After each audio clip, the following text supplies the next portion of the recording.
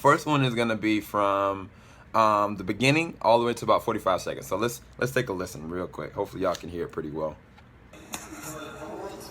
You know, that's what's pretty cool about this movie is I think this explores really some social issues. You know, this is a world where wars, hells, and fairies are real. You know, magic is real. And what happens if we take it seriously? This isn't like some bullshit PG-13 standard issue studio movie. I mean, this is like, I was able to do my shit here, right? I was able to really tell the fucking story. Right? I was able to like do my thing. And these actors with me, I mean, they absolutely killed it, you know, so you haven't seen this before. This is the new kind of thing we're doing. Yeah. So I'm gonna stop it at 35 seconds. So, and I quote, and I don't know if I can get the quote correctly because it's all over the internet. People already have talked about this, but I just have the audio, and I'm gonna fine tune it so you guys can be able to hear it pretty well. That this is not some old bullcrap, old PG-13 studio produced film. This is something that I loved and I actually made, and it's what I wanted. You know what I'm saying? And I was like, okay. Even though I know for a fact he's making Gotham Sirens, because Logan, because of Deadpool, Warner Brothers has already confirmed that they are okay with now making a rated R film, you know, for as far as the DC property. I think that Suicide Squad was rated R and went the way and hardcore as they're supposed to. I think it'd been a better film. If Gotham City Sirens is gonna have Poison Ivy, it's gonna have Catwoman, it's gonna have Margot Robbie as Harley Quinn again, and then definitely Joker, it's gonna be rated R, and I think I'm down for that. Or they could go and do Joker versus Harley Quinn that they're proposing. But when I was at the Warner Brothers panel, I didn't see that. I saw Flashpoint, I saw Shazam, I saw Gotham City Sirens, I saw Suicide Squad 2. Unless Suicide Squad 2 is named Joker versus Harley, then I don't know. That would be actually an interesting play on words. But for me, I was like, that's a backhand comment. Even though he's not sitting there saying like Warner Brothers shot me in the foot and crippled me, in so many words, he just did. And I was like, dang. And the thing is that David looks in shape, you guys. Like he legit looks in really good shape. I'll show you some pictures of him in just a second. But let's go to this next part, which I thought was even more interesting. I think it's at the 8-minute mark, and it goes all the way until the 9:15 mark. So let's go to that right now. I just messed that up. Sorry, guys. Here you go.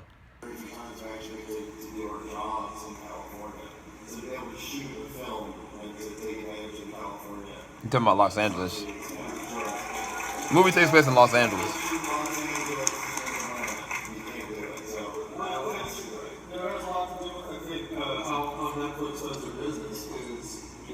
They let you be a filmmaker, and they're like, what's the best place to shoot this movie? You know, like Los Angeles, fine, we're gonna do it.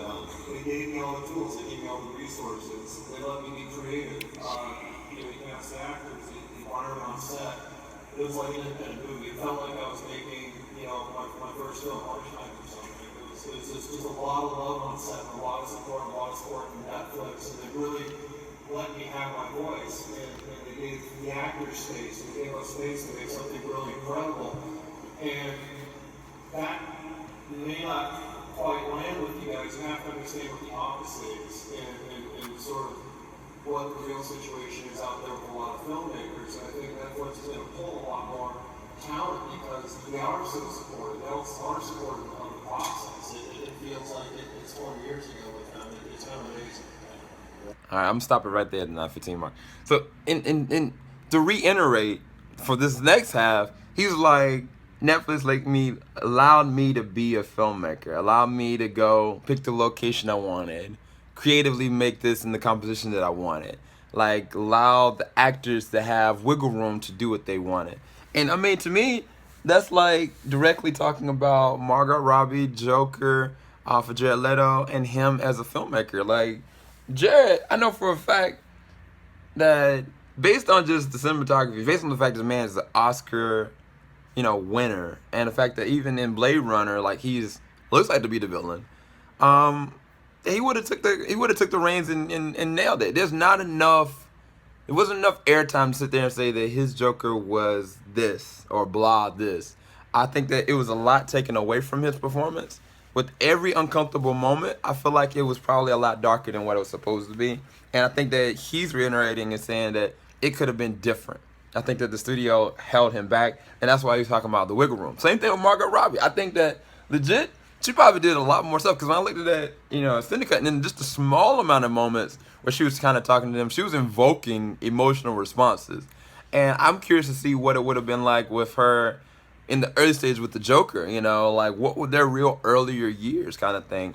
That could have been a movie in and of itself. So as Wiggle, even though she did a great job, she didn't get nominated for that. She was one of the best things in it, but I feel like they could have really went there, and I think she really, pushed herself in it. Same like everybody else, like the guy Diablo. Like so, I mean, for me, I think that's what he's talking about. And as a filmmaker, personally speaking, if I knew, I got $150 million project, and they say, okay, this is your budget for this is your budget for that. We're gonna allow you to have this writer. We're gonna allow you to have this location, and then all of a sudden they're like, okay, I'm gonna cut this, after we've already made it, and like now you're gonna shift this and change. Not midway, like watching all along the lines, like, all right, you already got a script. You already know what the script is gonna be. You already know what the dialogue is gonna be. You got people that are executives that know this. And then when the extra thing comes out, and they're like, okay, well, we want to completely kind of change it in this way, like it's I don't know. I think that does happen from a corporate standpoint, but from a director, that's like just it's crippling you, man. Like it really is a crippling feeling, and I feel for David. I'm glad he was able to have his moment with this. Bright looks freaking dope.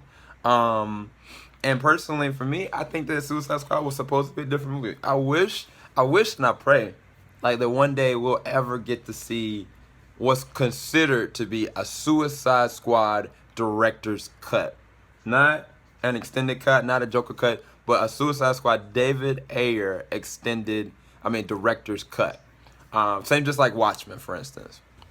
I feel like they gotta do that eventually. But anyway, woulda, shoulda, coulda. Bright's gonna be coming out. Gotham City Sirens is coming out. He's probably gonna be directing it. Joker versus Harley Quinn probably is gonna be Suicide Squad 2. We never know. But I guess we'll see. Let me know. I know a lot of you guys are some Jared Leto haters. For me, you cannot sit there and tell me, if 20 minutes of his, performance was not in the movie and the amount of time he actually was in it, you go back and look at it again, like, really? Are you critiquing it off of his look or off of his performance? And, are you trying to compare it to something else? Or are you trying to just look at and see what kind of Joker this is? So that was my thing with it. But anyway, keep it locked. JVS, we ain't gonna stop. Hope y'all enjoyed that commentary video on the footage and the audio that I got from David Ayer at the Hall H premiere for Bright. Peace, guys.